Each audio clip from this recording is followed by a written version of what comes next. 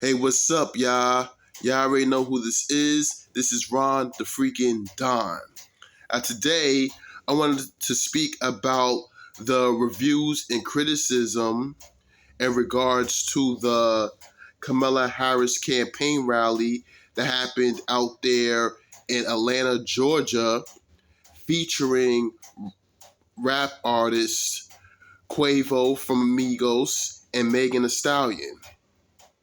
Now, online, there's been reviews on social media from all kinds of people saying that they had an issue with Megan Thee Stallion twerking at Kamala Harris rally. Well, my argument is they should thank Megan Thee Stallion for twerking at the rally because that's probably what saved the rally. That is, Megan Thee Stallion probably is the reason why people from Atlanta has come out to support Kamala Harris in her rally. Because let's be real, people in Atlanta, I've been down to Atlanta plenty of times, and people in Atlanta, the citizens of Atlanta, has better things to do than to attend a rally from a DEI vice president that's is now happened to run for president. Let's be real about that. People in Atlanta have better things to do than to go to a Kamala Harris rally anyway. So I can argue that Megan Thee Stallion and Quevo is what brought the people to the rally to begin with.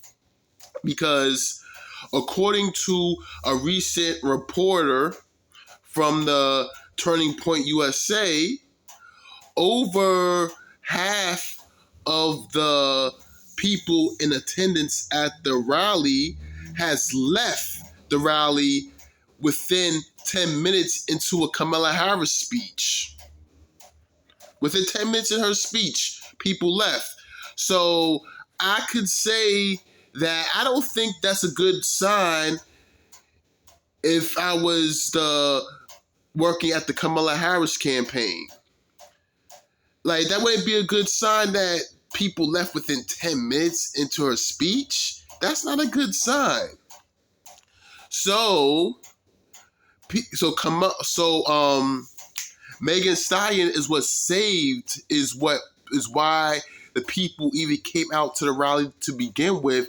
So Kamala Harris supporters need to thank Megan Thee Stallion for bringing the people out, because if it wasn't for her, that rally would have been a failure, and her campaign probably would have ended. So Megan Thee Stallion probably saved Kamala's candidacy for president. So yeah, so I don't think and there's plus 10,000 people has come out to the rally, according to reports that 10,000 people was in attendance. But who to say? But listen, but half of those people probably came out to see Megan anyway. So you really think 10,000 people came to see Kamala if it was just only her at the rally?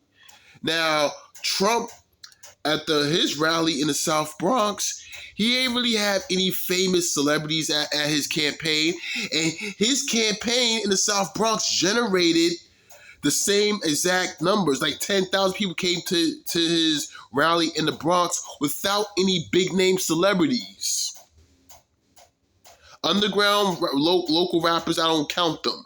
But without 10,000 people came to his rally without any big name celebrities, and around the same number that Kamala Harris did with 2 big name celebrities. Now, how you think that's going to look into the polls? Now, Kamala Harris has gotten. They say Kamala Harris has gotten a bump in the polls, right? But guess what? That bump in the polls that she received, came from the enthusiasm of a senile old man dropping out the race. Plus, come on, everybody it was a coup to get Biden out the race, who was democratically elected by the Democratic voters. There was a coup by the elite establishment, by the Democratic Party establishment, to get Biden out the race. So anybody who would have replaced him would have received that same bump that Kamala Harris got. Probably a much bigger one, probably. But yeah. But to everybody that has an issue with Megan Thee Stallion twerking during Kamala's rally, they should thank her. Her twerking is what saved her candidacy.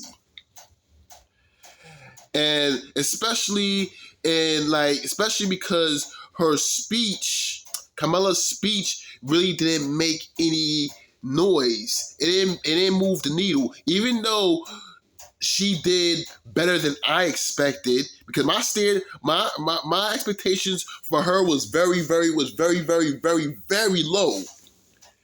And for her to make a halfway decent speech exceeded my expectations. So I guess that wasn't too hard to do. But what was cringeworthy, what definitely threw her speech off, and what didn't, and why the speech didn't land the way that it could have, was because she tried to reference Quevo / Migos song "Walk It Like I Talk It." She tried to say Donald Trump, in regards to the immigration policy, doesn't walk it like he talk it. And that was so cringe, because she tried to use that line to refer to Donald Trump, and Donald Trump and his supporters rightfully killed the Biden administration's immigration bill, because all that bill will have done was legalize immigration through ports of entry only after 5 to 10,000 migrants already crossed the border. So what good is that? You're gonna shut down the border after only after 5 to 10,000 people? You gonna wait till the border get congested again? You gonna wait till the border get congested to shut down the border? So that border deal was already a disaster, despite the fact that the immigration, that the ICE and asylum judges will receive a record amount of funding, and Border Patrol will receive a record amount of funding. But still, waiting to shut down the border after 5 to 10,000, no, that's no good. So Trump and his supporters rightfully killed the bill, and technically it was Trump's allies in the Senate that killed the bill. Because how can Trump kill the bill when he's not in office? So I think that's just Harris, that's just Biden, and that's just Harris trying to deflect blame onto Trump. He tried to deflect blame of her failure to pass the immigration bill because of how ineffective it was to begin with. So she tried to deflect blame onto Trump for that. It was just a bad bill. That's all it was. And all it would have done was legalize illegal immigration. That's all it would have done. But anyway, I'm curious to see how she was going to put a cap on inflation by regulating food prices and putting a cap on medical supplies, even though the Inflation Reduction Act states that there was already putting a cap on prescription drugs to begin with.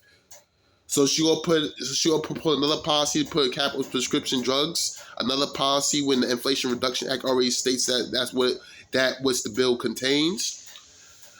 Sound like Sean? She's just talking a whole bunch of basura. But anyway, overall, it was an overall decent speech. Definitely exceeded my expectations, and I'm curious to see what she's going to say next. And I'm just surprised that she even spoke about policy at this rally, at an Atlanta rally to begin with. She spoke about policy, so that's probably why half of the stadium probably left anyway, because she was started talking about policy.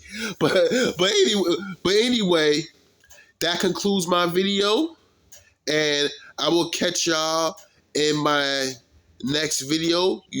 If you like the video, hit like, subscribe, and leave a comment. I'll catch y'all later. Peace.